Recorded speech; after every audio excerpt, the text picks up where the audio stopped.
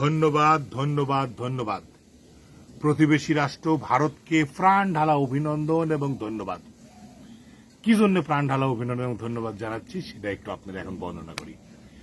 তারা আমাদের বন্ধু প্রতিম রাষ্ট্র, তারা তাদেরকে যে পানি এটা ছাড়ে দিয়ে তার বাঁধ এমনি এমনি মনে করো তো খুলে গেছে কোপাট। মনে করো আমার দেশের যেরকম সাল পালের প্যানের সেন খুলে দেয় মাঝে মধ্যে ফটাস ফটাস করে, ওই রকম অরে ওটিকার মনে করো কোপাট বলে এমনি খুলে গেছে। তো যাই হোক, এই সমস্ত নিয়ে টলমল আজকে করতে চাচ্ছি না, খারাপ কথা বলে আজকে ধন্যবাদই দিতে চাচ্ছি তারে। কারণ ভারত আমাদের প্রতিবেশী রাষ্ট্র, তারা আমাদেরকে পানি ছাড়িয়ে দিয়ে আমাদের ভাষায় দিয়ে মানে কি বলবো মহামারী একটা আকার ধারণ করা দিছে।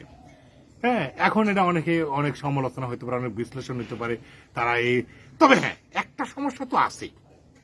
তারা নদীগুলানে দখল নদীগুলা বাঁধ দিয়ে রেখে রেখে দিনের পর দিন আমার নদীগুলা মেরে দিছে, পানির ন্যায্য হিসেবে দেয়নি। এখন তারা একবারে জল ছেড়ে দিলে আমার তো জল রাখার জায়গা নেই। তারা এই যে সৃষ্ট একটা বন্যা তৈরি করে দিল, দিয়ে তারা মনে করেছে আমার ম্যাসাকার করে দিল, আমার ভাষায় দিবি। কিন্তু এই বাংলাদেশিরা একটা জিনিস, যখনই বড় বড় কোনো বিপদ আসে না, তখন তারা একজোট হয়ে যায়। এটা হচ্ছে বাঙালির রক্তের একটা তেজ, বাংলাদেশিদের রক্তের একটা তেজ। যে কোনো বিপদ আসবি সবাই মিলে মনে করতে একতাবদ্ধ একটা শক্তি পায়। এই যে বাঙালিকে যে তোমরা বাংলাদেশিদেরকে যে তোমরা এক হওয়ার সুযোগ করে দিলে, জাতি ধর্ম বর্ণ নির্বিশেষে সবাক যে লড়াই করার একটা মানসিকতা শিখে নেয়, যে হ্যাঁ আমরাও পারি, এই দুর্যোগকে মোকাবেলা দিতে আমরা সবাই ঝাঁপায় পড়তে পারি, এই সুযোগটা দেওয়ার জন্য আমি প্রতিবেশী রাষ্ট্রকে ধন্যবাদ দিচ্ছি। আর একটা হচ্ছে লড়াইয়ের যে মনোভাব তৈরি করা। আমরা আন্তর্জাতিকভাবে লড়াই করবো এখন। আমরা ন্যায্য হিস্যা চাই, আমরা জবাব চাই, আমাদের জবাব দিতে হবে। যাই নাও যাই করো, কিন্তু জবাব দিয়ে যেতে হবে। আমরা এমনি এমনি ছেড়ে দেওয়ার পাত্র না।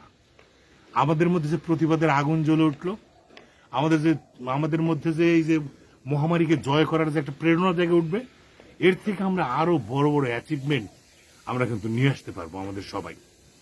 আজকে লক্ষ লক্ষ হাজার হাজার মানুষ দুর্গত এলাকায় অসহায় জীবনযাপন করতেছে। এই অসহায়ের জন্য কিন্তু বহু মানুষ ঝাঁপায় পড়ছে। আমাকে অনেকে বলতেছে, কাকা তোমারও যাওয়া উচিত। আমি বললাম, আরে বা মেলা লোক চলে গেছে, সবাই যদি যায় তাহলে লোকের তো গ্যাঞ্জাম হয়ে যাবে রে বা। যারা যারা দক্ষ, যারা যাচ্ছে, ইতিপূর্বে যাদের অভিজ্ঞতা আছে, তাদেরই যাওয়া উচিত। আমরা তো বিভিন্নভাবে সহায়তার হাত বাড়াতে পারি।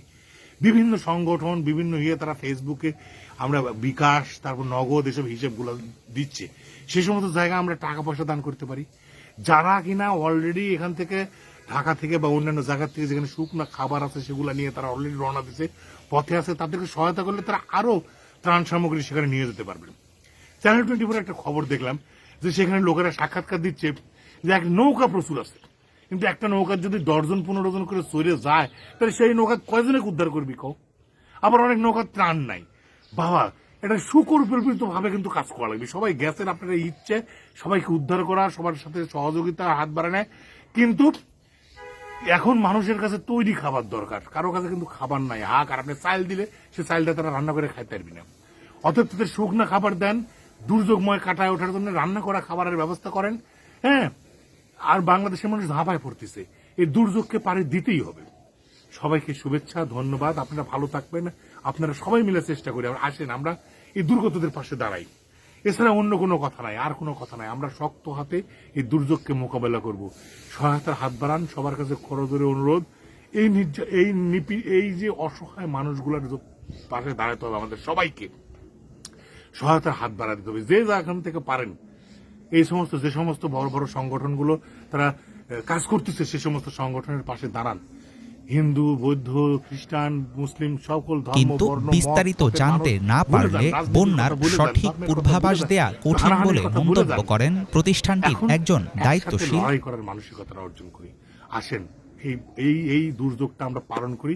আর এই জন্যই আমি প্রথমে বলেছিলাম যে এই দুর্যোগ থেকে উত্তরণের জন্য আমাদের যে একতাবদ্ধ লড়াইয়ের যে শক্তি, যে প্রেরণা, এবং ভবিষ্যতেও যারা আমাদের যে অনেক যুদ্ধ আছে, আমাদের সাইবার যুদ্ধ আছে, আমাদের আমাদের আমাদের আমাদের হিস্যা আমাদের যে প্রাপ্যতা লড়াই করে যাহা চাই যেন জয় করে পাই, গ্রহণ না যেন করি দান। আমাদের প্রাপ্যটা আমাদেরকে দিতে হবে, এই লড়াইটা জারি রাখতে হবে। ধন্যবাদ সবাইকে। আমাদের সবার ভালো হোক, দুর্গতদের পাশে আমরা সবাই দাঁড়াই। ভালো থাকবেন সবাই।